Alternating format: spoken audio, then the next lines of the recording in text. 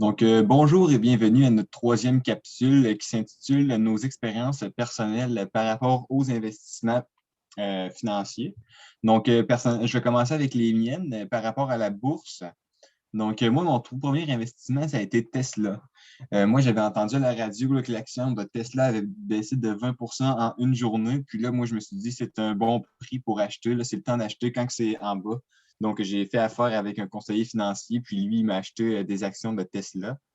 Puis depuis ce temps-là, là, moi, c'est vraiment une véritable passion que j'ai développée pour le marché boursier. Là. Je regarde le soir des actions, je regarde des vidéos par rapport à des actions, je fais des recherches. Puis c'est vraiment quelque chose que j'aime, d'investir dans les compagnies. Mais avant d'investir dans le marché boursier, là, moi, je conseille vraiment d'avoir les reins solides parce que l'action ne va jamais juste monter ou juste rester au prix que tu l'as acheté. Là, elle va monter puis elle va descendre. Donc, c'est vraiment quelque chose qu'il faut que tu planifies. Là. Donc, si tu es quelqu'un de stressé dans la vie, je déconseille le marché boursier.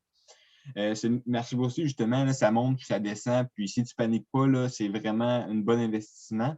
C'est pour ça que c'est moins risqué sur le long terme, justement, parce que les compagnies ils ont tendance à monter vers le haut. Puis ils veulent tout le temps grandir, grandir, puis développer un produit ou développer des produits qui vont se vendre à des clients. Donc, c'est vraiment pour ça qu'on conseille d'investir sur le long terme. Donc, tu as plus de chances de faire de l'argent sur le long terme, mais c'est sûr que le rendement va être moins élevé sur le long terme si tu décides que tu gardes ton action pour tout le temps. Ensuite, on conseille de regarder nos actions le moins possible. Par exemple, il y a Yahoo. Moi, je regarde mes actions sur Yahoo Finance, puis je peux le regarder là, des fois, là, 3 ou 4 fois dans une heure. Là. Donc, ça, c'est dangereux. Là, si mes actions ils font moins 5 une journée, par exemple, là, c'est sûr que je vais développer un petit stress, mais si l'action elle monte de 20 donc, de 10 en une journée, là, je vais être content. Là, j'aimerais parler de mon meilleur coup. Là, j'ai fait NIO, et je l'avais acheté à 18 puis là, l'action avait monté à 64 sauf que là, l'action a rebaissé à 36 environ. Donc là, c'est vraiment, là, on voit la fluctuation, ça monte, puis après ça, ça descend. Là, c'est pour ça qu'on conseille vraiment d'avoir les reins solides. Puis mon pire coup, c'est Naked. Ça, c'est une compagnie que j'avais investie là, pendant je croyais faire un coup d'argent là-dessus. Là, avant que le marché ouvre, il était à plus 30 mais finalement, quand je l'ai acheté, il a baissé de 40 juste après. Donc, ensuite, je vais laisser la parole à Gabriel qui va parler de ses investissements en bourse. Donc, mon premier investissement, moi, était dans la télémédecine. Donc, j'ai acheté des actions de Wealth Health Technologies et CloudMD. Ça a été mon premier investissement. Pourquoi j'ai acheté ces actions-là? Parce qu'on était en pleine pandémie. Puis, selon mes valeurs à moi, je croyais que la télémédecine aurait augmenté en valeur et en intérêt avec les déplacements qui étaient plus difficiles à faire. Puis, ça a été quand même un bon coup. J'ai fait un peu d'argent avec ça. Mais là, j'ai décidé de les vendre parce que ce n'était plus tendance selon, euh, selon mon futur à moi que je voyais l'action. Un bon coup que j'ai fait sur le long terme, c'est DraftKings. C'est une entreprise qui s'occupe des paris sportifs. J'ai acheté cette action-là quand elle avait chuté après une mauvaise nouvelle. Par la suite, elle fait juste qu'elle monte lentement mais sûrement. Puis je suis déjà à plus 65 dessus. Un fait saillant des actions, comme on vous dit que ça peut très fluctuer assez vite. J'avais acheté une action qui s'appelle Mind Medicine. Puis les jours après, j'avais acheté, l'action a chuté de 30 mais au bout de la ligne, j'ai décidé de la garder et de dire, je vais voir ce qui va arriver avec. Puis l'action a fait du 300 quelques semaines après. Un de mes pires, c'est Vivo Power. C'était une petite mini-entreprise qui valait seulement quelques centaines de millions. On dit que c'est une petite entreprise, mais parce que dans le marché boursier, c'est des très, très grosses entreprises. J'ai perdu 20 dessus. Puis si je regarde aujourd'hui l'action, je l'ai regardé, j'aurais été à plus 40 dessus. Donc, on voit que c'est vraiment souvent les actions jouent avec nos émotions puis ils nous poussent à vendre.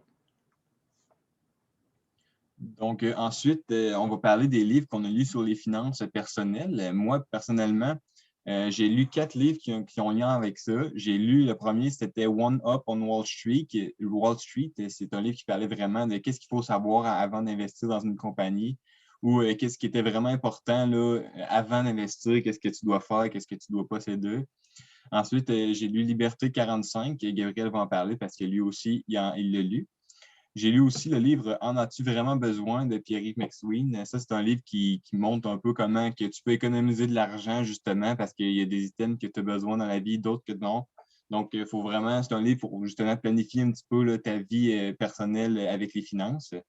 Puis aussi, j'ai lu Père riche, Père pauvre, un livre qui montre la différence de mentalité avec les personnes qui sont plus riches, puis les personnes qui sont plus pauvres, justement, quand c'est le temps de se bâtir un capital.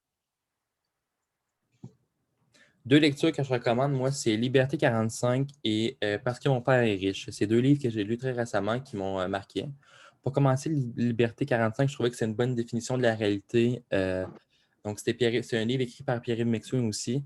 Puis je trouve qu'il nous fait réfléchir sur vraiment le futur, sur combien notre argent, si on investit aujourd'hui à notre jeune âge, comment il va valoir pour plus tard. Puis il parle aussi des techniques, comment être libre financièrement à 45 ans, et plus stressé à propos des paiements, du travail, tout ça. Liberté 45, c'est pas prendre sa retraite à 45 ans, mais c'est bien d'être libre financièrement à 45 ans sans stress. Je trouve que c'est un livre qui nous pousse à investir, puis qui nous fait réaliser que l'argent avec les intérêts composés, c'est une bonne chose que peu de gens sachent. Puis le deuxième livre que je veux parler, c'est Parce que mon père est riche. C'est un livre d'Olivier Primo. Olivier Primo, c'est une personne qui reçoit beaucoup soit de bons commentaires ou de mauvais commentaires parce que il, certaines fois, il fait des bons coups, certaines fois, il fait des mauvais coups. Puis justement, son livre est basé là-dessus. Il parle de ses bons coups, ses moins bons coups. Puis c'est un jeune entrepreneur québécois qui a eu un coup de pouce de son père parce que son père avait de l'argent, mais qui a réussi à transformer des endroits puis créer sa propre marque qui s'appelle Beach Everyday, qui a passé ça de zéro à quelque chose que tous les jeunes connaissent au Québec. Puis je trouve qu'il fait bien allusion aux réseaux sociaux et aux tendances d'aujourd'hui. Donc, par la suite, là, si on pouvait retourner dans le passé, moi, personnellement, là, c'est sûr que là, j'ai juste 20 ans, là, mais j'aurais commencé à investir plus jeune. Par exemple, dans le marché boursier, j'aurais investi dès l'âge de 18 ans. Justement, j'aurais eu 2 ans de plus de mon temps que j'aurais eu à la bourse, que ça, selon moi, c'est un des meilleurs rendements que ça apporte. Par exemple, mon portefeuille en ce moment est quasiment constitué de 100% d'actions. Donc, si ça t'a recommencé, j'aurais un portefeuille un petit peu plus diversifié. J'essaierai d'investir dans différents types de placements, par exemple les immeubles à revenus ou les cartes de collection. Moi, si j'aurais recommencé, si j'aurais retourné dans le passé, moi, je suis à affaire avec Desjardins, avec Disney. C'est une plateforme de courtage pour acheter des actions. Mais si j'aurais recommencé, je n'aurais pas investi dans les placements garantis. C'est quoi un placement garanti? C'est des placements que Desjardins offre à ses clients pour placer leur argent sans vraiment se casser la tête sur qu'est-ce que j'investis. Mais au bout de la ligne, si tu décides de te renseigner un petit peu sur les actions, sur les fonds communs, puis tu prends quelque chose qui est vraiment sécuritaire sur le long terme, tu vas être ça va être plus favorable pour toi d'investir d'investir toi-même qu'avec Desjardins. Parce qu'il y a des placements garantis. Donc, tu donnes ton argent avec Desjardins pour, par exemple, 3 ans.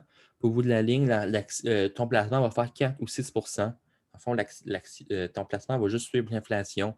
Puis c'est impossible de retirer son argent. Donc, selon moi, je recommençais dans le futur, je n'aurais pas tout placé mon argent dans les placements garantis parce que une très bonne partie de mon argent présentement est bloquée par les placements garantis. Puis je ne peux pas la retirer, il faut que j'attende encore 2 ans. Donc, si moi, je recommençais, je n'aurais pas placé ça, puis je l'aurais placé par moi-même. Donc, merci beaucoup de nous avoir écoutés. Puis, on vous rappelle que ça, c'est notre dernière capsule sur les finances personnelles. Mais on vous rappelle qu'il y aura un événement interactif sur Zoom le 10 avril à 19h. Puis, on va ajouter le lien dans la description pour que vous puissiez rejoindre et assister à notre présentation, ainsi qu'à nous poser des questions si vous avez des questions sur vos finances personnelles. Merci.